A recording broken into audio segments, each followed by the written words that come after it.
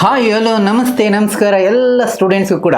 ಇದು ವಿದ್ಯಾರ್ಥಿಗಳಿಂದ ವಿದ್ಯಾರ್ಥಿಗಳಿಗಾಗಿ ವಿದ್ಯಾರ್ಥಿಗಳಿಗೋಸ್ಕರ ಇರುವ ಚಾನಲೇ Indian education school. Indian education ಸ್ಕೂಲ್ಗೆ ಎಲ್ರಿಗೂ ಆತ್ಮೀಯವಾಗಿ ಸ್ವಾಗತಿಸ್ತಾ ಇದ್ದೀನಿ. ನಾನು ನಿಮ್ಮ ವಿದ್ಯಾರ್ಥಿ ಮಿತ್ರ ಮಧುಸೂದನ್ ಅಂತ ಹೇಳ್ತಾ, ನಮಗೆ ಓದಬೇಕಾದ್ರೆ ಮೆಮೊರಿ ಇಂಪಾರ್ಟೆಂಟ್. ಅದರಲ್ಲೂ ಸೆನ್ಸರಿ ಮೆಮೊರಿ ಅನ್ನೋದು ಭಾಳ ಬೇಸಿಕ್ ಆಗಿರುತ್ತೆ.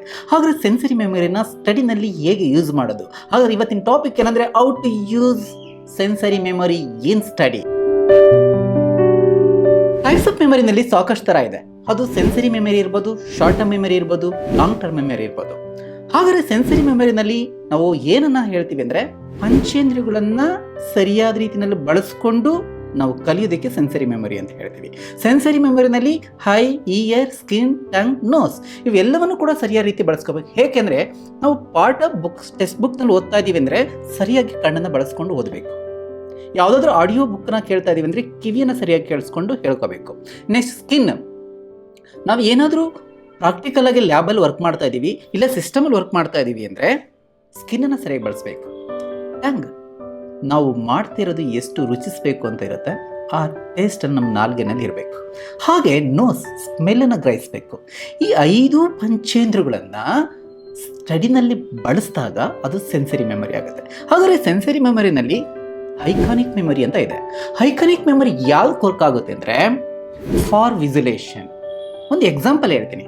ಈಗ ಒಂದು colour, red colour, black colour, yellow colour, ಯಾವುದೋ ಒಂದು ಕಲರ್ ಇರುತ್ತೆ. ಕಲರ್ ಅಂತ ನಮಗೆಲ್ಲ ಹೇಗೆ ಗೊತ್ತಾಗುತ್ತೆ? ಅದನ್ನು ವಿಸುಲೈಸ್ ಮಾಡ್ತೀವಿ, ಅದನ್ನೇ ಐಕಾನಿಕ್ ಮೆಮೊರಿ ಅಂತ ಹೇಳ್ತೀವಿ. ಯಾವುದೇ ಒಂದು ಕಲರನ್ನು ಗುರುತಿಸಬೇಕು ಅಂದರೆ ಮೊದಲು ವಿಸುಲೈಸ್ ಮಾಡಬೇಕು, ಅದರ ಬಣ್ಣ ಏನಂತ ಗೊತ್ತಿರಬೇಕು, ಆಗ ನಮಗೆ ನೆನಪು ಹೋಗುತ್ತೆ. ನೆಕ್ಸ್ಟ್ ಆಬ್ಜೆಕ್ಟ್ಸ್, ಮನೆಯಲ್ಲಿ ಸಾಕಷ್ಟು ಆಬ್ಜೆಕ್ಟ್ಸ್ ಇರುತ್ತೆ, ಸ್ಕೂಲ್ನಲ್ಲಿ ಆಬ್ಜೆಕ್ಟ್ಸ್ ಇರುತ್ತೆ. ಅಂದರೆ ಎಕ್ಸಾಂಪಲ್, ಮನೆಯಲ್ಲಿ ಒಂದು ಟಿವಿ ಇದೆ, ಇಲ್ಲ ರಿಮೋಟ್ ಇದೆ, ಮತ್ತು ಸ್ಕೂಲ್ನಲ್ಲಿ ಕೂಡ ಚಾಕ್ಸ್ ಇರುತ್ತೆ, ಟೇಬಲ್ಸ್ ಇರುತ್ತೆ, ಫೋನ್ ಇರುತ್ತೆ, ಮತ್ತು ಕಂಪ್ಯೂಟರ್ ಇರುತ್ತೆ. ಇದೆಲ್ಲ ಆಬ್ಜೆಕ್ಟ್ಸ್. ಎಲ್ಲ ಆಬ್ಜೆಕ್ಟ್ಸನ್ನು ಸರಿಯಾದ ರೀತಿ ವಿಸುಲೈಸ್ ಮಾಡಿದಾಗ ಆ ಆಬ್ಜೆಕ್ಟ್ ಮೈಂಡಲ್ಲೂ ಕೂತ್ಕೊಡುತ್ತೆ. ನೆಕ್ಸ್ಟ್ ಒಂದು ಬುಕ್ಸ್ ರೀಡಿಂಗ್. ಬುಕ್ಸನ್ನು ಓದಬೇಕು ಅಂದರೆ ಇಂಪಾರ್ಟೆಂಟಾಗಿ ವಿಸುಲೇಷನ್ ಇರಬೇಕು. ನಾವು ಬುಕ್ಸನ್ನು ನೋಡ್ಕೊಂಡೇ ಓದಬೇಕು. ಇದನ್ನೆಲ್ಲವನ್ನು ಕೂಡ ಐಕಾನಿಕ್ ಮೆಮೊರಿ ಅಂತ ಹೇಳ್ತೇವೆ. ಅದರಿಂದ ಪ್ರತಿಯೊಬ್ಬರು ಕೂಡ ಐಕಾನಿಕ್ ಮೆಮೊರಿಯನ್ನು ಸರಿಯಾದ ರೀತಿಯಲ್ಲಿ ಯೂಸ್ ಮಾಡಬೇಕಾಗುತ್ತೆ. ಇಕೋಯಿಕ್ ಮೆಮೊರಿ, ಇಕೋಯಿಕ್ ಮೆಮೊರಿ ಯಾವಾಗ ಯೂಸ್ ಆಗುತ್ತೆ ಅಂದರೆ ಫಾರ್ ಆಡಿಯೋಟ್ರಿ ಮೆಮೊರಿ, ಅಂದರೆ ಕೇಳಿಸ್ಕೊಳ್ಳೋದಕ್ಕೆ ಯೂಸ್ ಆಗುತ್ತೆ. ಈಗ ಎಕ್ಸಾಂಪಲ್, ನಾನೊಂದು ಮ್ಯೂಸಿಕ್ ಕೇಳಬೇಕು, ಮ್ಯೂಸಿಕ್ ಕೇಳಿಸ್ಬೇಕಂದ್ರೆ ಏನಾಗುತ್ತೆ? ಆಡಿಯೋಟ್ರಿನ ಯೂಸ್ ಮಾಡಬೇಕಾಗತ್ತೆ.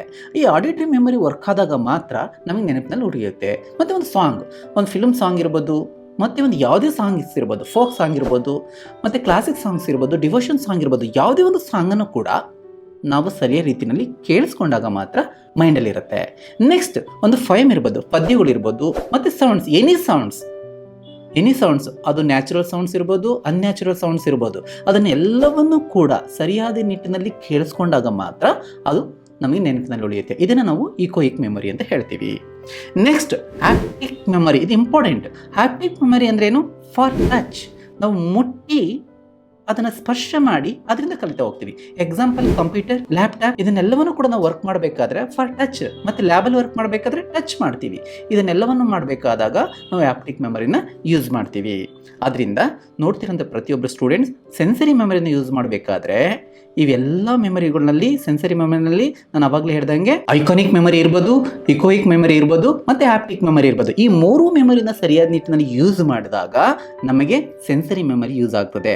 ಅದರಿಂದ ಕನಿಷ್ಠ ನಾವು ಓದಬೇಕಾದ್ರೆ 5 ಸೆನ್ಸಲ್ಲಿ ಈ 3 ಯೂಸ್ ಮಾಡಲೇಬೇಕು. ಅದನ್ನು ನೋಡ್ತಿರೋಂಥ ಸ್ಟೂಡೆಂಟ್ಸ್ ಎಲ್ಲರೂ ಕೂಡ ಈ ಒಂದು ಸೆನ್ಸರಿ ಮೆಮೊರಿನ ಯೂಸ್ ಮಾಡಿ ನಿಮ್ಮ ಸ್ಟಡಿನಲ್ಲಿ ಬಳಸ್ಕೊಳ್ಳಿ ಅಂತ ಹೇಳ್ತಾ, ಥ್ಯಾಂಕ್ ಯು ಅಂತ ಹೇಳೋಕ್ಕಿಂತ ಮುಂಚೆ ಈ ಯೂಟ್ಯೂಬ್ ಚಾನಲ್ ಯಾರೆಲ್ಲ ನೋಡ್ತಿದ್ರೆ ಅವರೆಲ್ಲರೂ ಕೂಡ ಯೂಟ್ಯೂಬ್ ಚಾನಲ್ನ ಸಬ್ಸ್ಕ್ರೈಬ್ ಮಾಡಿ, ಹಾಗೆ ಬೆಲ್ ಐಕನ್ನ ಪ್ರೆಸ್ ಮಾಡಿ, ಹಾಗೆ ವಿಡಿಯೋನ ಪ್ರತಿಯೊಬ್ಬರ ಭಾರತೀಯರಿಗೆ ಶೇರ್ ಮಾಡಿ ಅಂತ ಹೇಳ್ತಾ ಎಲ್ಲರೂ thank you. Love you all students. Happy day.